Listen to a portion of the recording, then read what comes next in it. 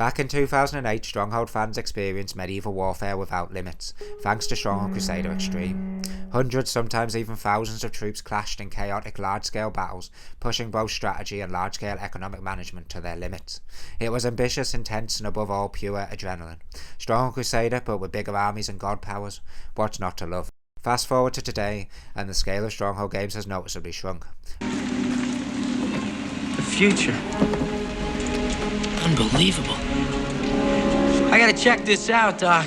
All in good time, Marty. Battles feel smaller, sieges lack the overwhelming spectacle, and the thrill of commanding vast armies and grand castles has given way to a more contained, skirmish-style experience. Instead of capturing the epic scale of games like Cossacks, modern Stronghold titles lean closer to Age of Empires, a shift that hasn't sat well with many long-time fans. For many, the lower unit caps and restricted build limits in recent entries are a major reason why Firefly Studios has struggled to recapture the magic of the originals. In today's video, I'm going to break down exactly why that is, and more importantly, what Firefly can do to fix it.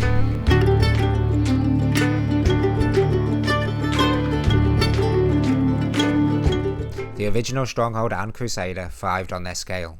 Unit caps were much larger, with Crusader allowing up to 2,500 units shared among players, and Stronghold 1 permitting up to 1,000 buildings and units per player in the original game, allowing for epic sieges in campaigns. This was later increased to 3,000 units and 2,000 buildings in an update for Stronghold Definitive Edition, making sieges even more epic. In these games, your ability to field an army feels constrained only by your economic output. Your weapon production and gold reserves dictate how powerful you could become. Stronghold 2 had a somewhat more limited unit cap than the original Stronghold games, but armies still felt large in scale. In Stronghold 2, unit counts were much higher for the campaign, but limited in Kingsmaker, capping out at 120 on larger maps. In Stronghold Legends, unit counts were greatly improved, and can reach up to 500 units, probably helped a lot by the maximum number of players, capping out at 4 in skirmish maps, and a reduced need for peasants to run the economy, due to the streamlining of mechanics in the game to focus more on skirmish. Then came Crusader Extreme, which took things to the next level, allowing for thousands of units on the battlefield at once. It was intense, sometimes overwhelming, but it captured large-scale medieval warfare like few RTS games have, with the exception of Medieval 1 and 2 Total War. The sheer spectacle of these battles was something special.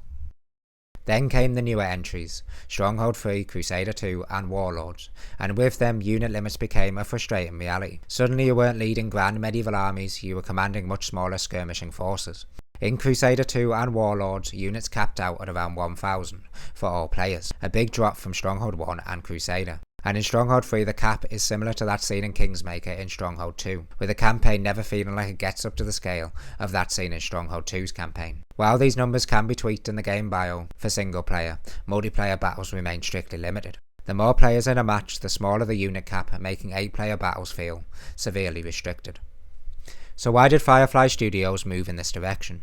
The biggest reason seems to be performance. Modern games have a higher graphical fidelity, and rendering thousands of units at once is demanding. But here's the thing, other RTS games have managed to do it. Developers like Creative Assembly and Door 407 have found ways to balance visual fidelity with large-scale battles. Alright then, keep your secrets. Good. Stronghold could do the same if Firefly prioritised performance improvements over limiting gameplay. If smaller studios and other RTS franchises can still support large-scale battles, why not Stronghold? The shift to 3D and Firefly's use of the Vision engine may be a factor, but ultimately this feels like design choice rather than a true technical limitation. Unit limits don't just make battles feel smaller, they actively hurt gameplay. Sieges no longer feel like grand, desperate struggles, but instead resemble controlled, artificial encounters. The thrill of amassing an overwhelming force is gone, and that weakens the identity of Stronghold as a castle-building wargame.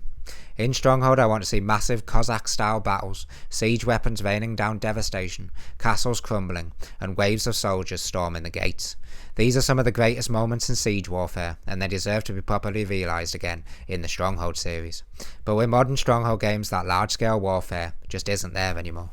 So can this be fixed? Theoretically, yes. Firefly could implement better optimisation, higher standard unit limits for games, and create bigger maps for larger armies and castles. Hopefully with a change to Unreal Engine over the Vision engine used for Stronghold 3, Crusader 2 and Warlords, unit caps can be increased and game stability in the game improved, leading to some truly epic sieges, similar to what we the fans saw in Stronghold 1 and Crusader. They've done it before. Stronghold Crusader Extreme proved that Firefly could push unit limits when they wanted to, so why not give players the option in modern Stronghold games? In the end, unit limits have hurt modern Stronghold. They made battles smaller, sieges less exciting, and strategy less dynamic. If Firefly truly want to recapture the magic of the original games, they need to rethink their approach to unit caps in my view, providing fans with truly epic sieges and army sizes, more akin to Cossacks than Age of Empires, which is what I think many of us want from the series. But what do you think? Do unit limits hurt modern Stronghold, or do you prefer the smaller, more skirmish-based battles? Let me know in the comments below, and if you enjoyed this video, don't forget to like and subscribe for more Stronghold content. Thanks for watching.